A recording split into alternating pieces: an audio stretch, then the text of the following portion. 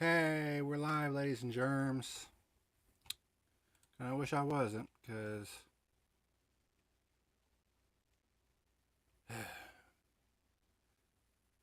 NASCAR just absolutely fucking sucks dick right now.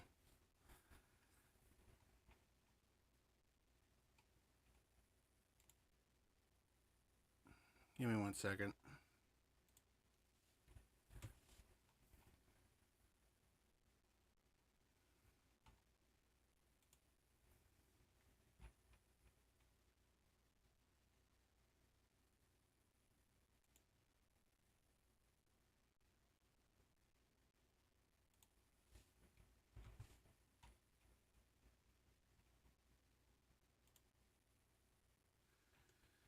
But yeah.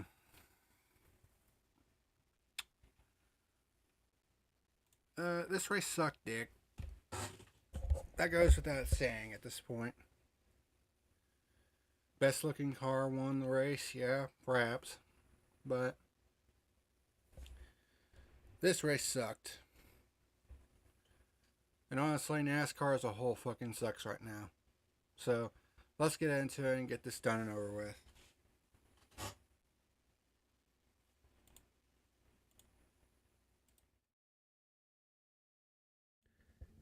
This video is sponsored by Dubby Jitterless Energy Blend and by Reaper Apparel Company. Stay tuned till after the video to learn how you can save 10% off of your order.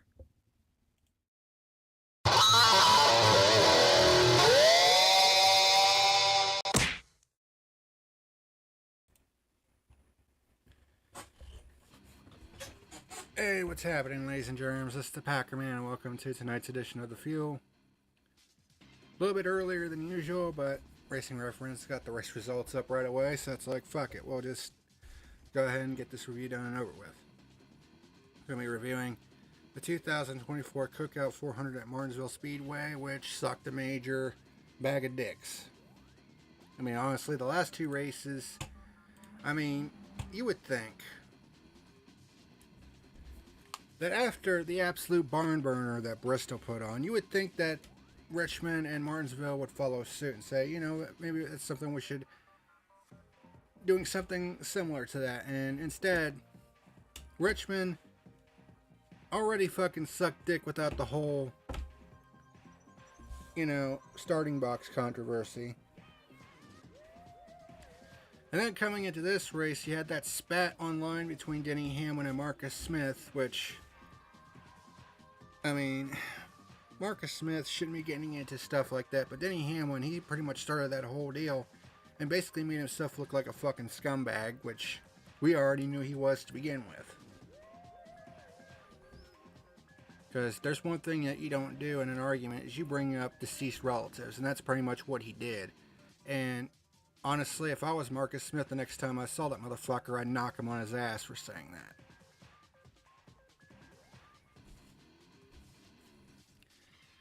Because, I mean, here's the thing about it. I mean, was Bruton Smith a patron saint in NASCAR? No.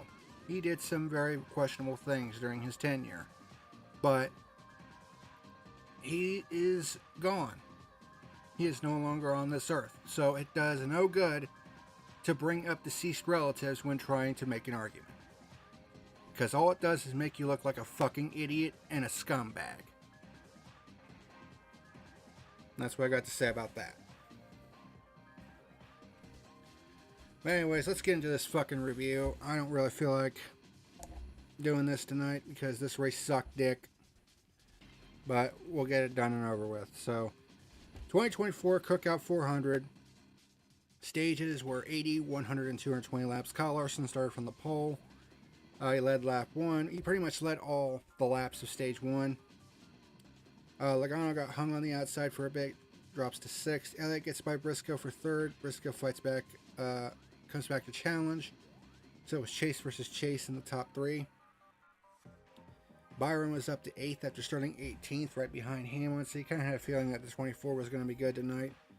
Bubba runs Larson back down because Larson got stuck in traffic, but Larson holds him at bay to win stage 1. I mean, that just tells you, even though it was 80 laps, I mean, that was all there was to stage 1.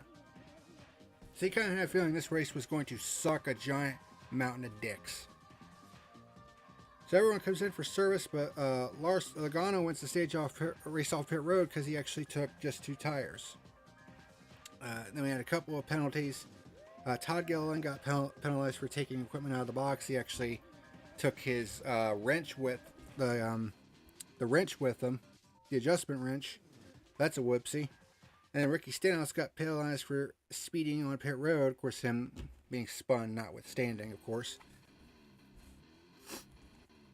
So Logano leads the start of stage 2 and actually led a large majority of this race on just the 2 tires. So the 2 tires was definitely an option late in this race if it would come down to that, which it did not. Bubba got by Larson for second as Larson got stuck on the outside. Hamlin got by Larson for third. There was a big stack up at the back of the pack. And then the first caution came out on lap 112 for debris. At first it looked like Bell had broken a right front tie rod, but as it turned out, he had actually lost the wheel nut off the right front. And he's damn lucky, and the crew was damn lucky that right front tire didn't come completely off. Otherwise, a couple of pit crew members would have been taking a 2-week vacation. But that pretty much fucked Bell's day. He was laps down for the remainder of the day. We had a restart on lap 120 with Logano as the leader. Logano gets into heavy traffic late in the run with Bubba right behind him. Hamlin starts challenging Bubba for second. And gets it, and it's like, great. The 2 douchebags are 1 and 2 once again, like we saw last week. All the Hendrick drivers and Noah Gragson ran metallic red paint schemes, and Josh Berry ran a gold Mobile One scheme. They look nice. Yeah, there was actually quite a few nice paint schemes. But Hendrick was running the red paint schemes because this is Hendrick's Ruby anniversary. It was their 40th anniversary. So that's why they all ran the red paint schemes. But Hamlin under Logano for the race lead. So we had our first pure lead change on lap 170. Logano starts dropping back now on just the 2 right side tires, and Hamlin won stage 2. At this point, I was like, this race sucks. Like, at this point, it was a challenge for me to just even stay awake, because this race was so fucking uneventful and so goddamn boring. I mean, when you have these drivers now shifting at these fucking short tracks, you know, and with how good the cars drive nowadays, I mean, it just makes the racing so fucking boring to watch on these short tracks. I mean, we needed a reenactment of Bristol. That's what needed to happen, and we didn't get it. So I don't know. Everyone comes in for service. Hamlin wants to race off pit road. Hamlin leads the start of stage 3, but Elliott actually gets a run around the outside and takes the lead. We had our second caution on lap 204 when Bell spun by himself in turn 4, so his bad day got worse. Restart on lap 210 with Elliott as the leader. Pulled away. After 40 laps, Hamlin gets under Elliott for the race lead, and we get what was probably the most interesting part of the entire race. Was Hamlin and Elliott going back and forth for the race lead for a couple laps. Eventually, Hamlin got the race lead back, and I'm just like, here we go again with Hamlin. Probably going to win another short track race. Thankfully, that was not the case, because Byron kicked off green flag pit stops with 103 laps to go, and that would end up actually being the winning move. Hamlin pit from the lead 2 laps later. Elliott actually got hit at Hamlin on the pit stop exchange. At this point, the Hendrick boys were ganging up on Hamlin. Hamlin's car didn't seem to be as good this time around. Byron challenges Elliott for the provisional lead of the race, even though it was back around 8th place, and takes it. Berry was penalized for an uncontrolled tire. Suarez and Truex were staying out long, but then coming in on the lap 204 caution basically did him in, as well as Kyle Busch, because they were never a factor again. Byron gets by Suarez for the lead, but it's not a pure lead change because Suarez had not pitted yet. Blaney was up to 5th after a tough day, and then we get our 3rd and final caution on lap 397. I mean, from the time that we had the pit stops to the lap 397 caution, nothing fucking happened. And then we have our 3rd caution on lap 397 when John Hernimacek blows a tire going into turn 3, and yeah, I mean, that thing was on fire and everything else. And I'm just like, you gotta be fucking kidding me. And then it's like, okay, who's gonna pit? Hamlin was the only one amongst the top 5 to pit, and it ended up being the wrong move. So for the second race in a row, we have an overtime restart. It was nice while it lasted. We had 15 consecutive races dating back to last year that didn't have overtime restarts, and now we've had back-to-back weeks. Go fucking figure. And the overtime restart was completely inconsequential because Hendrick Motorsports was 1, 2, 3, and they remained that way, with Byron winning at Martinsville. The only difference is Larson finished second instead of Elliott, and Hendrick gets the first ever 1, 2, 3 finish at Martinsville. This race sucked dick. And I'm embarrassed to even talk about it. Because, I mean, after the first 6 races of the year, I mean, other than Phoenix, we had gotten off to the best start that NASCAR has had in a while. And now we've had back-to-back races with just fucking shit races. It felt like a really quick race. It didn't overstay its welcome. At least nobody jumped the restart. Yeah. I mean, it didn't get to the 3-hour mark, so I guess that's one way of looking at it, but I mean, this race was not a good race. I mean, I don't know what the fuck they have to do to fix this package, but something needs to be done, because Bristol was absolutely awesome, and then we get to Richmond and Martinsville and they're total trash fests. So I don't know. Race statistics, there were 13 lead changes overall, though most of them were during the exchange of green flag pit stops. There were 4 pure lead changes, 3 cautions, 1 overtime. There were 2,129 green flag passes, which averages out to 5.8 on average per lap, which is trash. Especially when considered that Circuit of the Americas had almost 3,000 green flag passes. And this had and that was only a 68 lap race. This was a 400 fucking lap race, and it had fewer green flag passes. And the lap leader was William Byron. He led 88 total laps. So there wasn't like a dominant leader during this race. I mean, there were certain drivers that dominated at certain sections, but as per the usual, Byron dominated when it mattered the most. So there you go. But that's it. My final rating for this race is a 2. A 2 out of 10. This race sucked dick. Back-to-back weeks where we've had shit tier finishes, or shit tier races with overtimes and all all the other fucking bullshit. I guess the only difference here is we didn't have a controversy like we had last week with the overtime rule. Or not the overtime rule, but with the restart rule. And as per the usual, NASCAR tried to come up with some kind of excuse that, well, you know, they were both at 100% throttle. No, they won't. No, they weren't. If that was the case, then why did Hamlin get the jump that he did last week? Once again, NASCAR is trying to fucking explain away the fact that they completely fucked up the ruling. And besides that fact, the rule is in black and white. And when you have 2 lines on the fucking racetrack indicating where the restart box is, that's a defined area. That's not a suggestion. That's not a, oh, well, you know, maybe, you know, we could get... No. You jump the restart, you get a penalty. That's the way it should have been. And it honestly just completely sours my opinion of NASCAR even more than it already has. It's honestly gotten to the point where I'm thinking about making this my final season covering NASCAR. Because I'm tired of dealing with this fucking shit. You know? Congrats to Byron again. He is firing on all cylinders. Yeah, right now he is. He and that team is. 3 wins on the year in 8 races. And that's pretty impressive.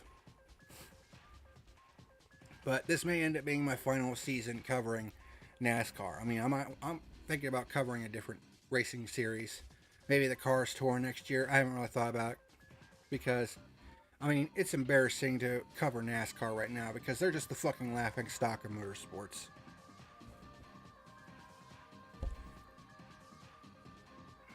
So, this race gets a 2 out of 10. Fuck this race.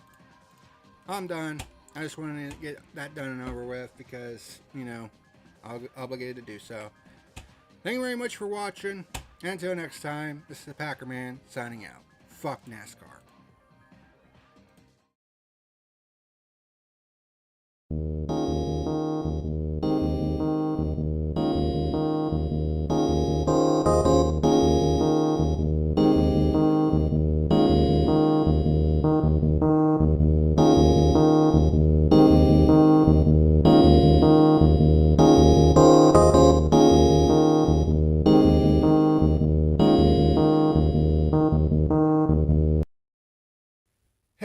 what's happening, ladies and germs? This is the PackerMan letting you know that tonight's video was sponsored by Dubby Jitterless Energy Blend and Reaper Apparel Company.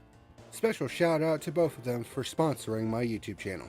Dubby Energy is a jitterless energy blend that contains coffee fruit extract and was designed to give gamers a boost of energy without all the downsides of regular energy drinks like crashes and harmful ingredients. And there are several different great flavors that you can try, such as Dragonade, Push and Punch, Galaxy Grenade, Beach and Peach, Watermelonada, and the limited edition Palm Blom flavor. And don't forget to get you a plastic shaker while you're at it. If you're interested in giving Dubby Energy a shot, there's an affiliate link down in the description box below. In addition to Dubby Energy, this video has also been brought to you by Reaper Apparel Company. By clicking on the affiliate link down below in the description box, you'll be able to browse through many of their different wares, such as hats, t-shirts, hoodies, and other cool items. And that's not the only thing. When you place an order and you go to checkout, be sure to type in the code PackerMan and you'll be able to save 10% off of your order. And it would also help me out as well if you use the affiliate link, so thank you if you do. And also, special thanks to both Dubby and Reaper Apparel for sponsoring my channel.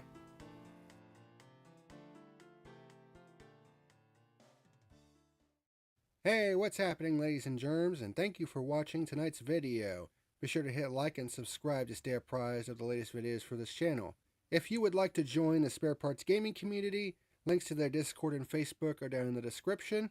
Also, if you would like to leave me a tip for the video, a link to my coffee is down in the description box below at buymeacoffee.com/thepackerman71. Also, be sure to give my channel sponsors Dubby Energy and Reaper Apparel Company a shot. Their affiliate links are down in the description box below, and it would help me out as well. Thank you very much for watching, and until next time, this is the PackerMan signing out.